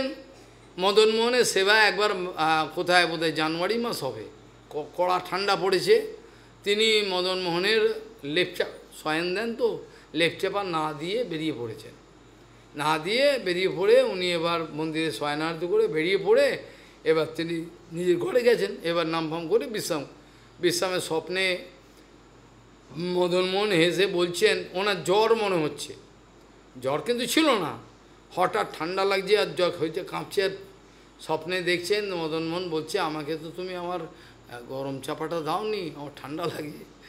সঙ্গে সঙ্গে লাফিয়ে উঠে সই ঠান্ডায় উনি চান করলেন, তিলক করলেন, করে ক্ষমা চেয়ে, 1000বার ক্ষমা চেয়ে সামনে গিয়ে খালি পড়ছেন আর উঠছেন, ক্ষমা করো আমি ভুলে গেছি, ক্ষমা করো, গিয়ে লেপ দিয়ে এলে, এরকম হয়। আর অন্তর্যামী তো একটা সামান্য কথা, অন্তর্যামী এটা, এই কথাটা সামান্য কথা, এটা বড় কথা নয়। এটা তো ওনার জীবনে প্রত্যেক মুহূর্তে দেখেছি, প্রত্যেক মুহূর্তে, লোকাতে পারবে না কিছু। রাত্রিবেলা ওনার কাছে পাহারা থাকতাম, ভগবানের ইচ্ছায় রাত্রিবেলা 2-3 বার উঠতেন, বয়সকাল তো বাথরুমে নিয়ে যেতে হতো, কাঁপতে কাঁপতে যেতেন, পায়ে জল দিতে হতো, জল না আরও জল দাও হয়নি, কত শৌচাচার পবিত্রতা। তার মাঝে মাঝে দেখতাম তিনি বিশ্রাম করছেন, মানে হাতে হয়তো মালাটা আপনি দেখছেন নেই, কিন্তু শুয়ে রয়েছে, জিভটা কিন্তু চলছে, এটা প্রত্যক্ষ দেখি, শুয়ে রয়েছেন মনে হচ্ছে ঘুমোচ্ছে, বিশ্রাম করছেন, কিন্তু জিহ্বাটা চলছে। আরে কি কিছুতেই সে জিহ্বার কোনো বিশ্রাম নাই। আর কোনো ব্রহ্মচারী কোনো নোংরামো করছে, তিনি কোনো নাম বলছেন না, খালি বুকে হাত দিয়ে হঠাৎ চিৎকার করছেন, কার সর্বনাশ হলো, কার সর্বনাশ হলো, এরম বলছেন, নাম বলছেন না, তিনি দেখছেন সব কিছু, সব দেখতে পাচ্ছেন কোথায় কী হচ্ছে। সকালবেলা ওই ব্রহ্মচারীকে ডাকলেন, রাত্রিবেলা কিন্তু আমার সামনে নাম বললেন না, খালি বললেন ওনাকে একটু ডাকো তো, বললেন না যে রাত্রের সঙ্গে এর সম্বন্ধে কিছু বললেন না, রাত্রিবেলা বুঝছেন কার সর্বনাশ হল সবই জানেন। আর সকালবেলা 6টা 6:30 আরতির পর 5:30 5টা বললে ওই ব্রহ্মচারীকে ডাকো তো আমার কাছে। ব্রহ্মচারী এলো, লাল কাপড়, চোখের দিকে, আমি নিজের প্রত্যক্ষ দেখা, চোখের দিকে তাকাতে পারছেন না গুরু মহারাজ। চোখের দিকে তাকিয়ে কথা বলবে তো, গুরু মহারাজ তাকিয়ে কথা বলছে, মাত্র নিচে করবে, তো সব জানে। তারপরে ফরেনাররা লাস্টের দিকে জোর করে আসতে আরম্ভ করলো, উনি কোনো শিষ্য ফিষ্য করবেন না, প্রতিজ্ঞা করবেনই না, এমন জোর জবস্তি আরম্ভ হলো, সে মানে উনি ফেড আপ হয়ে গেলেন, না দীক্ষা কাকে দেবো, এইভাবে উনি শেষ পর্যন্ত কোনো দীক্ষা দেবেন না, কিন্তু দীক্ষা দিতে বাধ্য হলেন, জোর জবস্তি করছে সব ভক্তরা। তীর্থ মহারাজও বললেন, মহারাজ আপনি দেবেন না, কে দেবে তাহলে?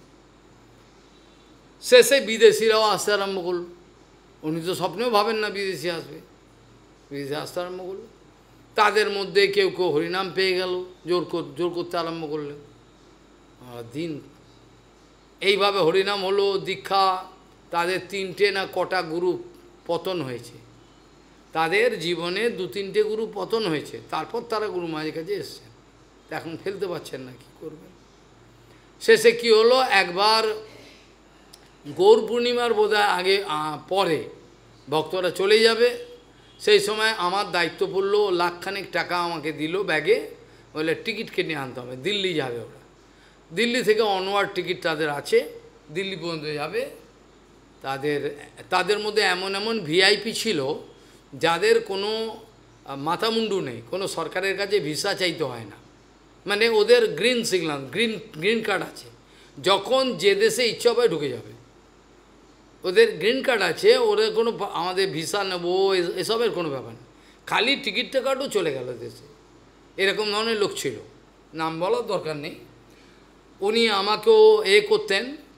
শেষে কী হলো, আমি টিকিট কেটে নিয়ে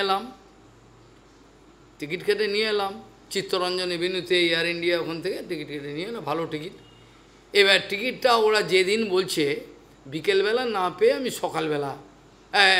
সকালবেলা না পেয়ে আমি বিকেলবেলাটা পেয়েছি, কেন অনেক টাকা বেশি লেগে যাচ্ছে, অনেক টাকা বেশি লেগে টাকা নষ্ট করবো কেন, কয়েক ঘন্টা পরে যাবে, তা আমি বিকেলবেলা আমাকে যেমন প্রেরণা দিয়েছেন গুরুদেব, আমি নিয়ে এলাম। টিকিট আনার পর যেমন ওদের হাতে দিয়েছে, আমাকে গালাগাল দিচ্ছে, যা খুশি বলছে, মানে আমি একটা অপদার্থ, টিকিট কেন আমি করলাম, আমি ঠিক আছে দিন, আমাকে বলছে কেন এরকম করলো, কে বলেছে এরকম করতে, আমি তো ছোটোখাটো মানুষ, আজ ওনার ভুল হয়েছে দিন, আবার টিকিট বেশি টাকা দিয়ে আবার টিকিট পরিবর্তন করে সকালবেলাকার টিকিট আমি ব্যবস্থা করে কুকুরের মতো ওই যে কলকাতায় যাচ্ছি, কলকাতা এসে ওদের হাতে দিলাম, এবার খুশি।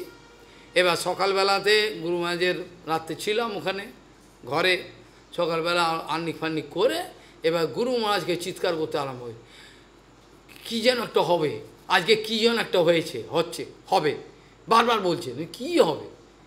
এদিকে কিন্তু ওরা এয়ারপোর্টের উদ্দেশ্যে রওনা হয়ে গেছে, আর এদিকে উনি চিৎকার করছেন, তো সর্বনাশ হয়েছে, কিছু একটা কী হলো।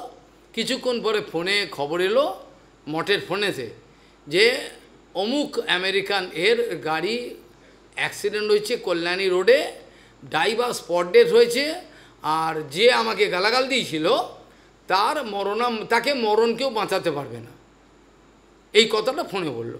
কল্যাণী হসপিটালে নিয়ে গেছে বলে আপনার মাথা খারাপ আছে, শিগগিরই নিয়ে যান, হয় বোম্বে না কলকাতার কোনো অন্তত ভালো জায়গায়, মরে যাবে, বাঁচবে না, তখন কী ভরা যায়, অজ্ঞান অবস্থা, ওরা নিয়ে চলে গেছে। এদিকে ওই যে অ্যাক্সিডেন্টটা হবে, এখান থেকে উনি চিৎকার করছেন, কাঁদছেন, তো কী আশ্চর্য। একটু পরেই খবর এলো ওনার গাড়ি অ্যাক্সিডেন্ট হয়েছে, বাকি গাড়িগুলো অনেকগুলো গাড়ি আছে, ওনার গাড়িতে অ্যাক্সিডেন্ট হয়েছে। তারপরে গুরুপাদ আদেশ যখন খবর পেলাম, উডল্যান্ড নার্সিংহোমে তাকে রাখা হয়েছে, তার যে পার্সোনাল সেক্রেটারি, বিরাট ইন্টারন্যাশনাল বিজনেসম্যান, আমাদের কাছে ওর কোনো মূল্য নেই, তবু কারোর কাছে থাকতে পারে। তো হোটেল তাজ নাম শুনেছ না, চিড়িয়াখানার পাশে 5 স্টার হোটেল, ওইখানে ওর যে সেক্রেটারি আছে, সেক্রেটারি হচ্ছে ওখানে রয়েছে ওই 5 স্টার হোটেলে। আমি লাল কাপড় ছেঁড়া কাপড় চলি আমি, তা আমাকে গুরুমা বললো, যাও খবর নাও, কি হলো, তোমার দায়িত্ব রইল, কখন কি হচ্ছে আমাকে খবর দেবে, সবই উনি জানেন। তা আমি গিয়ে গটমট করে 5 স্টার হোটেল বুঝি, কোথায় যাচ্ছেন না বাবা, আমি না আমার লোক আছে অত নম্বর রুমেতে, বলা ফোনে তবে যেতে দিল, গিয়ে ওখানে ফলের শরবত আনলো 500 টাকা, তখনকার দিন আর ফলের শরবত কাঁচকলা খাবো, জলই খাই না, ঘোড়ার ডিম। আমি ফলের শরবত খেয়ে এসেছি, ফলের রস এক্ষুনি খেয়ে এলাম, আমি খাবো না বাবা বল। তো এইভাবে দেখে গেল গুরুপাদ পদ্মখান সবই জানেন, আমাকে বললেন সব সময় খেয়াল রাখবে কী হচ্ছে, আর ওকে বলবে যে আমি আছি। আমি ওই রকম ইন্টেন্সিভ কেয়ারও নিড, ইন্টেন্সিভ, ওখানে কোনো লোক ঢুকতে দিচ্ছে না, কোনো মতে একটু ফাঁক পেয়েছে, টুক করে ঢুকে গেছি, ঢুকে গিয়ে বলে কানের কাছে বলছি, গুরু মহারাজ crying for you, Guru Maharaj speaking what wrong I have done so that my son going to suffer so much, ও পেন করে কষ্ট পাচ্ছে, গুরু মহারাজ এই বলেছে, সান্ত্বনা পাচ্ছে ও। এইভাবে মৃত্যুর কোল থেকে সে লোকটা ফেরে হলো, মরল না, মৃত্যুর কোল থেকে ফেরে হলো। এইভাবে যে কত ঘটনা। কলকাতা মঠে আমাদের একটা ছোট্ট একটা মঠ ছিল, ভেতরে পয়সা করি ছিল না, কেউ দিয়েছে করে, সেই মঠেতে গিরিরাজকে পূজারি পুড়িয়ে দিয়েছে, মানে মোমবাতি উল্টে গেছে, গিয়ে গিরিরাজ আগুনের সঙ্গে জ্বলছে। আর এখানে আমি ভোরবেলা ওখানের কাছে রয়েছি, আমি তো ওখানে ঘরে রয়েছি না, ওনার তো কিছু না সেবা করলে ওই সেবাটা করতাম আর কি, রান্নাবাড়ি খাওয়ানো আমার সেবা ছিল না, অন্য লোক করতো কাপড়, এইটা সেবা ছিল, দিনের বেলা অফিসে হরিকথা বিভিন্ন রকম লোকের। তো উনি ভোরবেলা থেকে বলছেন, চিৎকার করছেন, আমার বুক জ্বলে যাচ্ছে, আমার বুক লঙ্কা বাটাও জ্বলে গেল, কী হলো বাবা, এ গ্যাস হলো না অ্যাসিডিটি হলো কী জানে, বলছে আমার জ্বলে যাচ্ছে আমার বুক, লঙ্কা বাটা আগুনের মতো চলছে। শেষে আমাদের এক ব্যক্তি ওইখান থেকে তথাকথিত এক সন্ন্যাসী ফোন করে জানলো, শিগগিরই গুরু মহারাজকে বলুন গিরিরাজ আগুনে জ্বলে গেছে। উনি কিন্তু জানেন, তারপর থেকে 3 দিন ওর কোনো খাওয়া খান নাই, কোনো জল খান নাই, খালি বলছেন যে তোমরা এভাবে সেবা করো, যে যশোদা মা তাকে আদর করে একটু মাখন খাওয়াতে পারে না, তাকে তোমরা গায়ে পুড়িয়ে দিলে আগুনে, তা তোমরা আমাকেই পোড়ালে, গিরিরাজকে পোড়াওনি। তো এই যে যন্ত্রণাটা আমি চোখের সামনে দেখেছি, চিৎকার করছেন, জ্বলে গেল আগুনে, এ কী ব্যাপার, যে চোখের সামনে, তখনও আপনি ওখানেই থাকতেন পাশের বাড়িতে। আশ্চর্য এই মহাপুরুষ সব কিছু, তাহলে কতটা তদাত্ম ভাব ছিল ভগবানের হৃদয়ের সঙ্গে, যে ভগবানের কষ্ট লাগলে ওনার কষ্ট হয়। এরকম গুরু সেবক যিনি মান্য আমার, তারও কিন্তু এরকম অবস্থা হয়, যে বাস্তবিক গুরু সেবা করে গুরুদেবের সঙ্গে তার আত্মিক এত যোগ হয়ে যায়, মিলে যায়, যেটাকে আমরা কীর্তনেতে খুব খোল বাজিয়ে ভেঙে ফেলে একবার কীর্তন করি, গুরুমুখ পদ্ম বাক্য হৃদয়তে করিয়া ঐক্য, আর না করিও না, এত গান গাওয়া তো সবাই যায়, তুমি তো গাইয়াই গেলা, যার ফাটলো তার ফাটলো। আজকে এখানেই চর্চার বিশ্রাম দেওয়ার দরকার, অনেক দূরে যাবেন ভক্তগণ। আর যেটা দিয়ে শুরু করেছিলাম, কি দিয়ে শুরু করেছিলাম, বলবান আদরো যস্য নাসাদ গুরু পদাম্বুজে সুতৈরপতস্য সশাস্ত্রৈর কৃষ্ণ ভক্তি ন জায়তে, গুরুরনুগ্রহেন্নৈব পুমান পূর্ণ প্রশান্তয়ে, গুরুরনুগ্রহেন্নৈব পুমান পূর্ণ প্রশান্তয়ে। वाञ्छकल्पतरुस्य कृपासिन्धु पतितानां पावने भविष्यति। जो नमो।